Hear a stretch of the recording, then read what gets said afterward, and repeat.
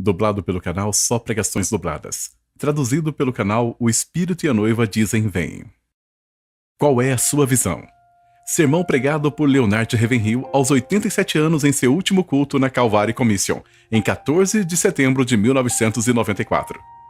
Infelizmente o sermão não foi gravado. Foi feito apenas este registro escrito.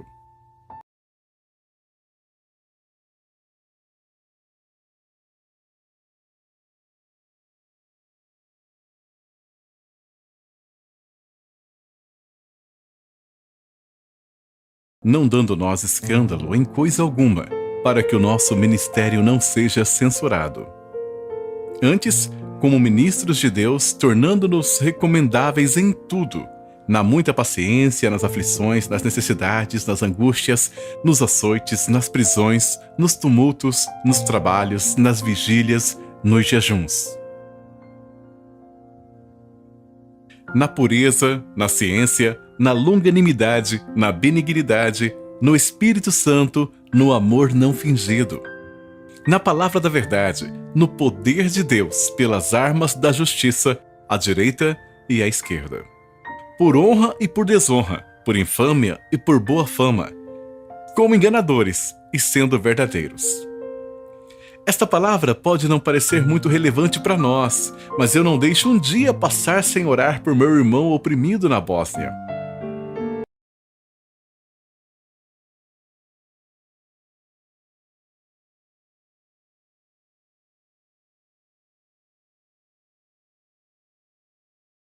Se sentar, se bater palmas, tocar os pés e cantar. Minha esperança está firmada em nada menos do que no sangue e a justiça de Jesus. Mas e quando você chega à terceira estrofe? Quando toda a minha alma cede. Quando toda a sua vida, sua esposa é estuprada diante de seus olhos. Você não tem vida, não tem igreja, tudo se vai, você é arrastado pela cidade. Isso é o que está acontecendo lá agora, mesmo enquanto estamos aqui. Eu não acho que valorizamos nossos privilégios como deveríamos. Paulo fala sobre remir o tempo, aproveitar as oportunidades, das coisas que desperdiçamos. Certamente perdemos muito tempo. A palavra que esteve muito em minha mente nessas 2 ou 3 últimas semanas está em Efésios 2:7, nos séculos vindouros. Quantas vezes pregamos sobre isso? Acho que há um perigo em algo que eu chamo de o perigo do imediato. Estamos vivendo no tempo do imediato. Vivemos nisso tanto quanto os outros homens. Não devemos. Devemos viver como homens marcados para a eternidade, nos séculos vindouros. Olhe para Elias. Elias foi ordenado a se esconder na caverna. Ele ficou lá por 3 anos. A maioria de nós não pode ficar 3 horas sem ligar um rádio ou a TV. Tente 3 dias, tente 3 semanas, se desligando de tudo externo, de tudo mundano que foi rotulado e envenenado pelos sistemas mundanos. Precisamos refletir e consertar as coisas. Hebreus 11 me diz que Moisés suportou ver aquele que é invisível. Paulo nos diz que as coisas que são vistas são temporais e as que não são vistas são eternas. Precisamos ter cuidado em viver no visível o tempo todo. Valores visíveis, a durabilidade das coisas que são apenas por um tempo. Pense em Moisés, quando ele esteve atrás do deserto, não por 4 dias, nem por 40 dias, mas por 40 anos, 1/3 da sua vida. Havia um preço por sua cabeça depois de ter sido expulso da maior família real do mundo. Ele já não tinha 7 refeições diárias. Ele morava no lado de trás do deserto. Você acha que ele pensou algum dia que estaria no Monte da Transfiguração com Jesus e Elias? Ele conseguiu ver aquele que é o Cristo invisível. E o que ele fez? Ele considerou o opróbrio de Cristo, não o reino de Cristo, o opróbrio de Cristo, maiores riquezas do que os tesouros do Egito. Será que ele o viu vindo nas nuvens? Será que ele viu pela fé que iria estar no Monte da Transfiguração? Será que ele foi mais longe até o fim dos tempos, quando uma multidão que ninguém pode contar de cada tribo, raça e língua cantará a canção de Moisés e do Cordeiro? Vivemos muito neste mundo. Nós somos terrenos.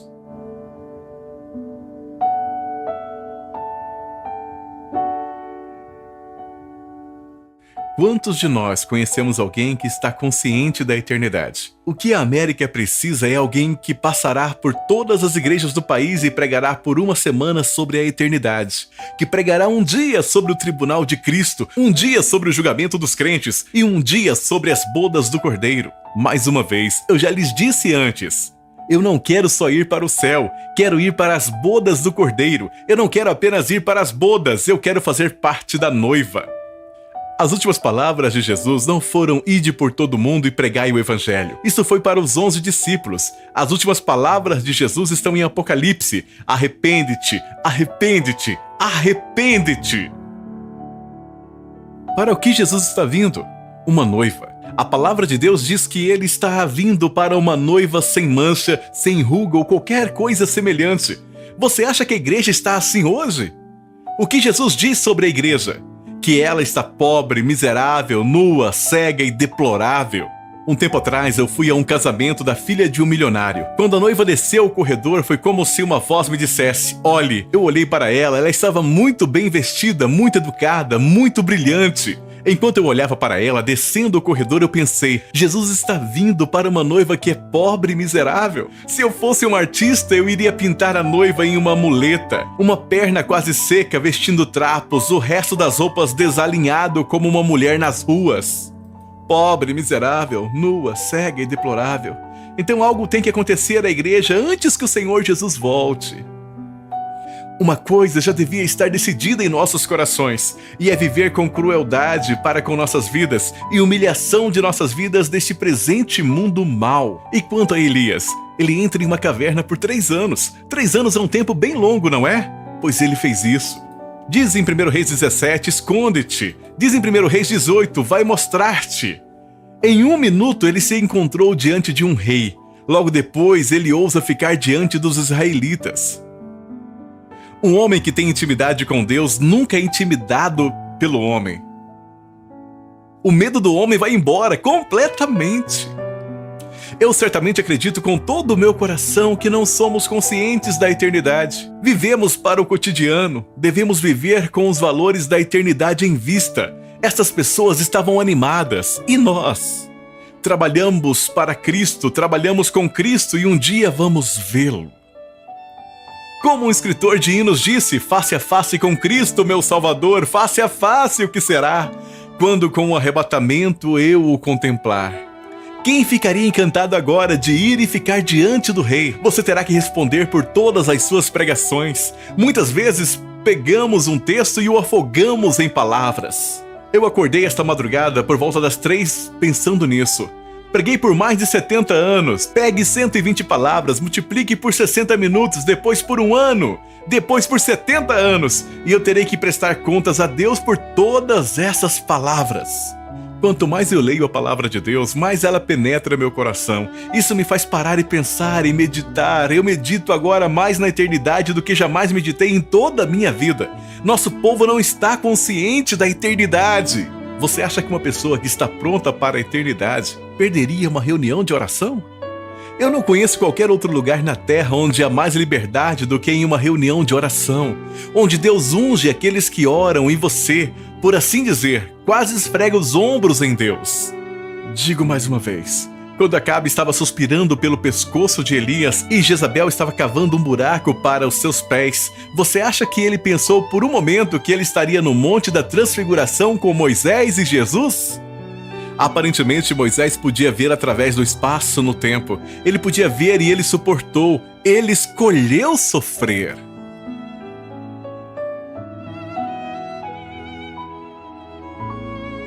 Imagine que você tivesse 20 ou 30 anos na Bósnia ou em um desses países hoje. Você não teria uma casa para ir para casa. Alguns desses jovens hoje entram em meu escritório e dizem: estes são dias maravilhosos para se estar vivo. Claro que são. Você sai de uma casa com ar-condicionado, entra num carro com ar-condicionado, vai para uma igreja com ar-condicionado, onde você recolhe uma copiosa oferta e vai para casa para se alegrar no Senhor. E aqueles que não recebem nada? Paulo chega naquele lugar onde ele diz: não tenho nada, mas possuo todas as coisas. Paulo passa por todo tipo de limpeza. Ele não encerrou em Romanos 7, o pecado que habita em mim. Ele terminou em Gálatas 2:20. Não vivo eu, mas Cristo vive em mim. Ele não encerrou em Romanos 7, o pecado que habita em mim. Ele terminou em Gálatas 2:20. Não vivo eu, mas Cristo vive em mim. Este é o melhor da vida cristã. Não me importa quantas línguas falamos ou quantos milagres realizamos. Novamente, a palavra de Deus diz: Cristo vive em mim. A vida que agora vivo neste corpo mortal é controlada por Cristo. As pessoas dizem que no Antigo Testamento Cristo estava com eles, mas não neles. Mas Pedro não diz isso. Cristo estava neles. Você acha que um homem poderia orar e dizer em nome da nação podre em que ele morava: Senhor, mata-me? Novamente ele também diz: tire a minha vida, eu não me importo de viver. Eu quero ser possuído por Deus. Eu quero ser possuído por Deus. Claro, alguns dizem que isso é fanatismo.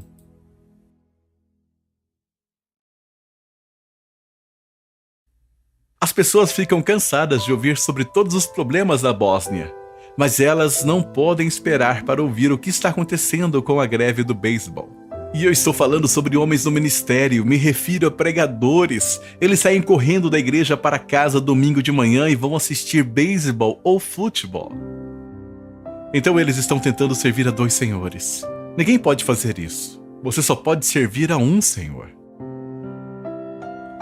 Quanto mais eu leio essa palavra, mais percebo que Cristo não veio apenas me levar à cruz, como Paulo diz em Romanos 6. Você pode ser crucificado com ele. Mas acho que a coisa mais incrível que Jesus disse é: o príncipe deste mundo vem e ele nada tem em mim. Ele desperdiça seu tempo tentando Jesus.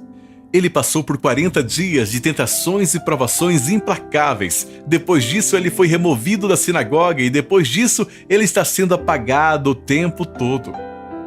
Ele nasceu fora, nós cantamos. Jesus nasceu em uma manjedoura. Ele foi enterrado fora, porque ele contaminaria a cidade se o enterrássemos dentro. E ele ainda está fora da igreja. Isso não é incrível? No livro de Apocalipse, Jesus ainda está fora da igreja e batendo na porta, tentando entrar. Para quantas igrejas ele teria que dizer isso hoje? Devemos permitir que Deus esteja no controle total de nós, sem ambições próprias, sem qualquer preocupação senão glorificar o Pai. Não resta mais tempo. Como eu disse na noite passada, crentes, nós não estamos nos últimos dias, estamos no último dos últimos dias. Em Hebreus 1 diz: Deus, que em diversas ocasiões e em vários modos falou, tem nesses últimos dias falado por seu Filho. Isso foi há 2000 anos. Quanto à leitura do livro de Apocalipse, fala de coisas que logo passarão. O Dr. Tozer costumava me dizer com muita frequência que estamos no último capítulo de Apocalipse. Mais e mais e mais nós devemos ser a luz neste mundo de trevas. Talvez você não saiba o privilégio maravilhoso que é ser um exemplo para os jovens.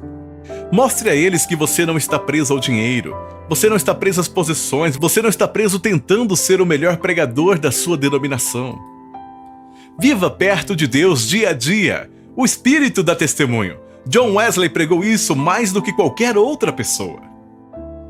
Nunca ouvi ninguém pregar sobre Romanos 8,16. O Espírito dá testemunho com o nosso espírito. Nos Atos dos Apóstolos diz o mesmo. Somos testemunhas, assim como o Espírito Santo. Não precisamos de reconhecimento externos. Não precisamos de rótulos externos. Quando penso o que significa em Judas orar no Espírito Santo, significa mais do que apenas línguas. Significa que o Espírito Santo corre em mim. Se eu estiver cheio do Espírito Santo, o que aflige o Espírito Santo me entristecerá. Não se trata de alegria ou emoção. Os discípulos pediram ao Senhor: ensina-nos a pregar? Não! Eles ouviram o Sermão do Monte, o maior sermão já pregado, mas eles nunca disseram: Senhor, ensina-nos a pregar. Jesus cantou um hino e entrou no Getsêmani. Acho que ele cantava com frequência, mas eles nunca disseram: Senhor, ensina-nos a cantar. Eles nunca disseram: Senhor, ensina-nos a rir. Não, eles disseram: Senhor, ensina-nos a orar. Se eu pudesse voltar no tempo, acho que passaria mais tempo na palavra de Deus e entrando nas profundezas de vidas de homens como o Hyde de oração, John Nelson Hyde. Me falaram sobre um homem cujo amigo estava com o Hyde de oração. Ele disse: eu estava na Índia para uma convenção e eu pedi pelo privilégio de orar com o Hyde de oração. John Hyde disse: vou orar amanhã de manhã. Quando fui para orar, eram 9 da manhã. Então alguém bateu na porta e eu pensei: você acaba de começar a orar e alguém interrompe. Então houve outra batida na porta e eu não me movi. O Hyde de oração não se moveu, então alguém abriu a porta e disse: são 15 para as 3, você vai pregar às 3. Eu estive de joelho de 9 da manhã às 3 da tarde, nem sabia para onde o tempo tinha ido. Foi uma experiência maravilhosa ouvir esse homem derramar seu coração em oração. Não estou dizendo que todos alcançam esse nível, mas acredito que a melhor coisa que podemos fazer é orar. Toda vez que oro, não quero que Deus me torne popular, não quero ter a maior igreja da cidade. Jesus nunca teve a igreja de crescimento mais rápido. Na verdade, a igreja dele diminuiu e diminuiu até um dia restarem apenas 11 e ele disse: vocês também vão embora? Eu não acho que devemos orar para que Deus tire as pessoas. O que estou dizendo é isso. Você deve se aproximar do coração de Deus. Eu confio que Deus lhe dará esse privilégio de ter trabalho árduo que muitas poucas pessoas tiveram. Paulo tinha isso. Eu acho que não passa um dia sem eu pensar em Paulo no trabalho de parto. Olhe para sua base teológica. Olhe para a Epístola dos Romanos. Olhe sua Epístola aos Efésios. E, no entanto, com tudo isso, ele ainda ansiava para chegar perto do coração de Deus. Pois eu até desejaria ser amaldiçoado, minha própria morte. Eu não acho que você tenha que morrer a morte de um mártir para ser um mártir. Você pode ser um sacrifício vivo. Você pode morrer para as vantagens, você pode morrer para as tentações, você pode morrer para os privilégios. Você pode morrer para todas aquelas coisas que não melhoram sua vida espiritual, que não somam a visão espiritual, que não se somam à compreensão espiritual. Quando Deus trabalha em mim, Ele é tão diferente do conceito teológico que eu tive um dia. Não viva no imediato. Lembre-se, Moisés viu Jesus à distância. Vejo que Jesus está vindo para governar a terra, não para morrer, não para ser empurrado, mas Ele está vindo para governar a terra. A palavra de Deus diz que pelo menos alguns irão reinar com Ele. Quem? Quem vai reinar com Ele? Os vencedores, vencendo a tentação, vencendo o mundo, vencendo nossos próprios desejos, sendo completamente controlados por Deus. Agradeço a Deus pelo que Ele fez na minha vida. Ele não parou e Ele não vai parar. A palavra de Deus diz: todos compareceremos diante do tribunal de Cristo, e o juiz de toda a terra não fará o certo. Isso vai ser horrível, mas se eu não acreditasse, acho que eu ficaria louco. Quem vai dar conta de todo o massacre sangrento na Ruanda hoje? Todas as guerras da terra, todos os generais, os reis da Inglaterra, os presidentes dos Estados Unidos estarão diante de Deus, quando Ele irá tirar todas as máscaras e descobrir tudo. Todo mundo, todos os pregadores estarão diante de Deus. Este é o dia da avaliação final. Eu quero viver com os valores da eternidade em vista. Se nós julgarmos à luz da palavra de Deus, não precisamos temer o julgamento. Se caminharmos na luz como Ele está na luz, é tudo o que Ele nos pede para caminhar na luz. E isso é o que eu desejo. Que vocês tenham mais visão do que eu já tive, mais poder do que eu já tive, mais compreensão do que eu já tive. Deus nos ajude, esse é o período mais difícil da história humana. Nunca houve tantas nações de cabeça para baixo. O mundo está como um navio apanhado em uma tempestade, não tem âncora, não tem bússola, não tem gráfico. Eu acredito, irmãos, que vocês viverão para ver muitos de Washington implorando a Igreja de Jesus Cristo para trazer libertação. Eles ignorarão isso, rirão disso, eles desprezarão isso, mas eles chegarão a um lugar que ficarão tão desamparados politicamente, tão indefesos financeiramente, tão desamparados moralmente que terão que invocar a Deus. Ele é a única resposta certa. Uma coisa que me impressiona quando estudo a vida de Noé é que não há menção à sua vida de oração. Mas quando eu venho a Ezequiel 14, os 3 homens mais justos que já viveram, Noé é um deles, Jó é outro e Daniel. Que orações impressionantes eles ofereceram, mas chegará um momento em que Deus não vai te ouvir mais. Um colega me disse: acabei de terminar os 3 anos do seminário. Eu perguntei a ele: alguém pregou um sermão sobre a eternidade? Não. Você ouviu algum sermão sobre o tribunal de Cristo? Não. Alguém pregou um sermão sobre a noiva de Cristo? Não. O homem explodiu em lágrimas. Eu disse: em nome de Deus, por que você vai ao seminário? Para aprender a enterrar os mortos?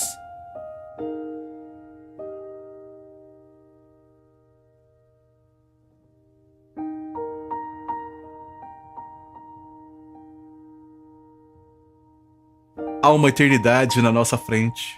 Há um mundo que agora está em mais rebelião do que nunca. Como nos dias de Noé, eles se rebelaram contra Deus. Durante 100 anos, Noé nunca pregava uma nova mensagem. Ele pregava o arrependimento, ele pregava a justiça. Alexander White costumava dizer: você pode pregar sobre cura divina, você pode pregar sobre profecia, pode pregar qualquer coisa, mas não pode pregar a justiça. As pessoas não vão permitir. Ainda espero que Deus derrame seu espírito em toda a carne. Que Ele derrame seu espírito, não a nossa coisa artificial. Nós rimos e assistimos a TV a noite toda. Quando o fardo do Espírito Santo se apodera de você, você experimenta o que acontece no avivamento. Penso que a pregação do avivamento é uma cirurgia cardíaca aberta. A outra pregação não é a semelhança da mensagem. Estou tentando dizer que é tão ruim quanto é. Estamos vivendo na hora mais crítica da história humana, mas Deus não desistiu. Ele ainda não está disposto a deixar qualquer pessoa perecer. Ele ainda ama homens e mulheres. Eu quero estar naquele lugar onde eu posso suportar as dores do parto. Durante anos eu encerrei todas as noites de oração do mesmo modo. Eu dizia: ó Senhor, não me diga naquele grande dia. Ravenhill, eu tinha muitas coisas para te dizer, mas você não poderia suportá-las. Você não conta os segredos de sua família aos seus filhos pequenos. Você quer falar com alguém que entenda. Eu acredito que Deus quer nos dar ouvidos para ouvir. Eu acredito que Ele quer nos dar novo entendimento. Eu acredito que Ele quer nos dar nova revelação.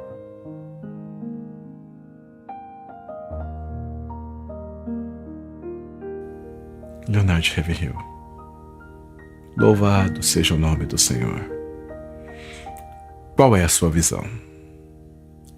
Qual é a sua visão? Bendito seja o nome do Senhor.